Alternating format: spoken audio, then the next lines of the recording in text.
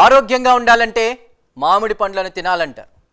కానీ ఆ పండ్లే మనల్ని అనారోగ్యాలకు గురి చేసే పరిస్థితులు నెలకొన్నాయి. ఎండాకాలం వచ్చిందంటే అందరూ మామిడి పండ్లను ఎంతో ఇష్టంగా తింటారు. ఇక చిన్నపిల్లలైతే వారి గురించి చెప్పాల్సిన పనే లేదు. వారికి ప్రతిరోజు ఇంట్లో మామిడి పండ్లను అందుబాటులో ఉంచాల్సిందే. కానీ ఆ మామిడి పండ్లను ఆరోగ్యానికి హానికరమైన కాల్షియం కార్బైడ్ వినియోగిస్తూ కృత్రిమ పద్ధతిలో మాగబెడుతున్నారు వ్యాపారస్తులు. డబ్బుల సంపాదనే ధ్యేయంగా ప్రజల ఆరోగ్యంతో చెలగాటమాడుతున్నారు పండ్ల వ్యాపారులు. వ్యాపారుల నిర్వాకంతో పండ్లను తినడానికి కూడా జనం జంకాల్సిన పరిస్థితి నెలకొంది.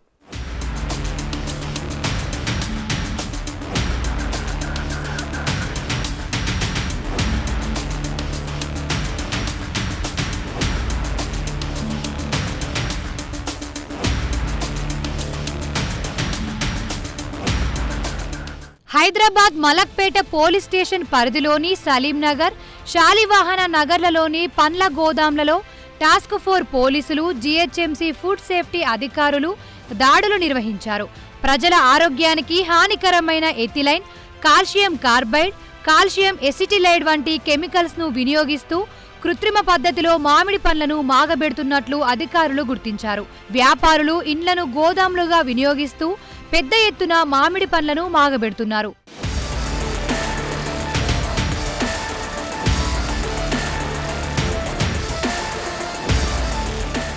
సలీంనగర్ గోదాంలో సుమారు 60,000 రూపాయల విలువైన మామిడికాయలను అధికారులు స్వాధీనం చేసుకున్నారు.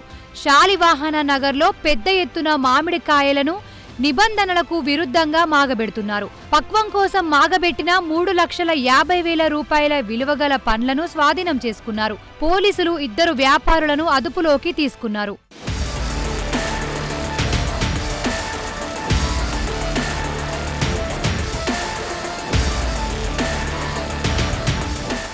కాల్షియం కార్బైడ్ కెమికల్స్ తో మాగబెట్టిన పండ్లను తింటే చర్మ, ఊపిరితిత్తులు, కిడ్నీ సంబంధిత అనారోగ్య సమస్యలు వస్తాయని వైద్యులు హెచ్చరిస్తున్నారు. పిల్లల్లో హార్మోనల్ ఇన్బ్యాలెన్స్ ఏర్పడే ప్రమాదం ఉందంటున్నారు.